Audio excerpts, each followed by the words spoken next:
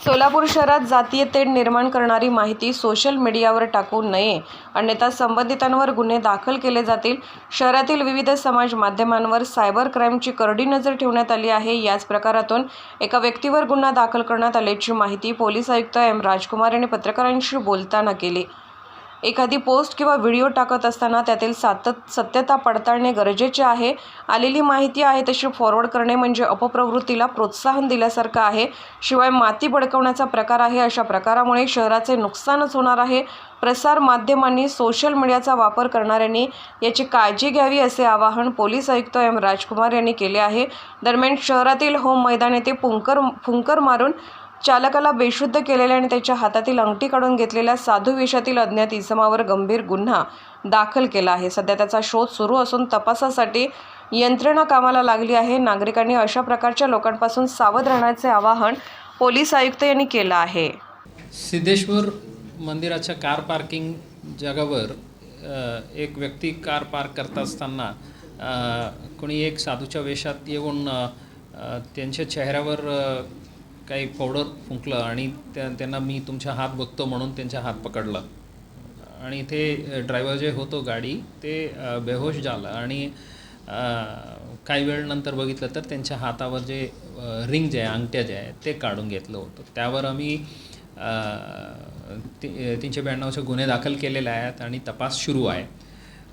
अजून आरोपी निष्पन्न नाही झालेले आहेत, पण सिमिलर मॉडस ऑपरेंडीचे जे केसेस आहेत त्याचे डिटेल्स घेतलेले आहे आणि क्राईम ब्रांचच्या पण टीम यावर कामात आहे.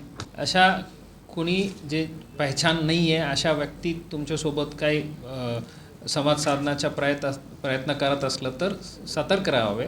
कोणाला ते जे एक सेफ बफर डिस्टन्स मेंटेन करावे.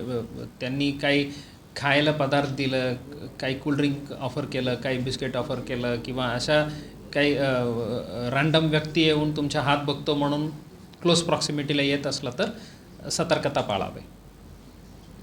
त्या व्यक्तीविरुद्ध अजून दाखल नाही आहे, पण गरज पडलं तर करणार आहे. आता जे कोणी इथं वातावरण बिघडण्याचा प्रयत्न करत आहेत ना, त्यांच्यावर 100% करणार आहे. कोणी व्हिजिट केलं, जे कोणी व्हिजिट करतात त्यांना जे काही ब्रीफिंग दिलं ते म्हणतात त्यावर नाही. इथं जाणून बुजून जे वातावरण खराब करण्यासाठी प्रयत्न करणार आहे ना, त्यांना सोडणार.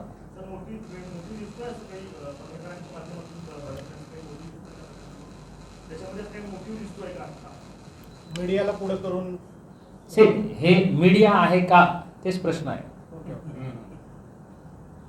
Anybody can open a YouTube channel.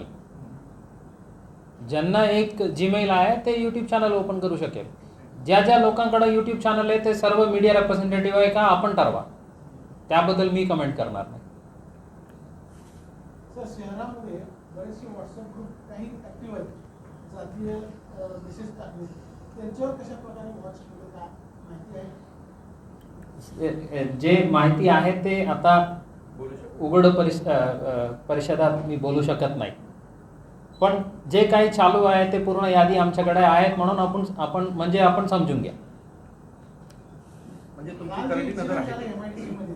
Sorry, MIDC police स्टेशनच्या हद्दीत जे गुन्हा दाखल झाला राजकीय, तसे आता जवळजवळ निवडणुका जसं जवळ येतील तसे राजकीय तसंच त्याला धार्मिक जोड देण्याचा प्रयत्न होईल. याच्यावर काय आपण केलं का? फॅक्ट्स व्हेरीफाय करून जे आहे त्यावर इमिडिएट लिगल ॲक्शन घेतलं तरी सॅटिस्फॅक्शन राहील. ते कंप्लेनंटला असो किंवा ओव्हरऑल पब्लिकला असो. आता कुठलाही प्रकारच्या बाजू न घेता न्यूट्रली जे फॅक्ट आहे त्यानुसार कलम लावून गुन्हे दाखल केलं ते बरं राहील.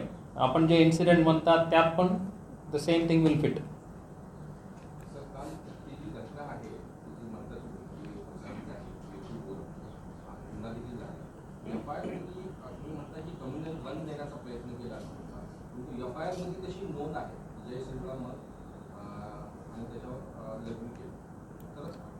जे फिर्याद जे दिलेले आहेत ते डायरेक्ट आम्ही घेतलेलं आहे. ते काही कमी जास्ती करण्याचा प्रयत्न केला नाही. त्यांच्या शब्दातून जे फिर्याद आलेलं आहे तेच घेतलेलं आहे. परिषद संपल्यानंतर आपण मला वैयक्तिक भेटा माझ्याकडे जे यादी आहे ते मी आपल्याला शेअर करतो, नंतर तुम्ही सांगा मला आम्ही जे केलेलं आहे ते खरं खोटं काय.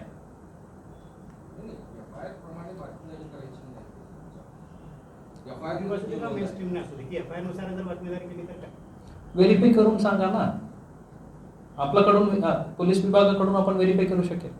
हे अशा एक सेन्सिटिव्ह गोष्ट आलेलं आहे, हे करा का नाही हे आम्ही प्रिंटला जाण्याच्या अगोदर किंवा ऑन एअर जाण्याच्या अगोदर आपण व्हेरीफाय करू शकेल.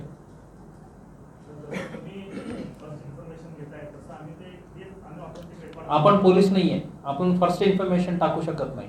तुम्ही मीडियाला पब्लिक समोर जाताना व्हेरीफाय करूनच जावं लागेल. नाही माझ्या मर्जीने मी करणार असा तुमचा निर्णय असेल तर then you will have to face law enforcement agencies. आपल्याकडून जी काही प्रेस नोट येते त्याच्या आधारावरच आम्ही बातमी करतो, तीच आमची ऑथेंटिक माहिती असते. एक्झॅक्टली. आता या गोष्टात आम्ही प्रेस नोट नाही दिलं तर आपण कधी कॉन्टॅक्ट करू शकेल. असा एक विषय आलेला आहे, फलाना व्यक्तींनी अशा त्यांनी मीडिया समोर शेअर केलेला आहे, हे खरं खोटं काय आहे या सत्य आहे का.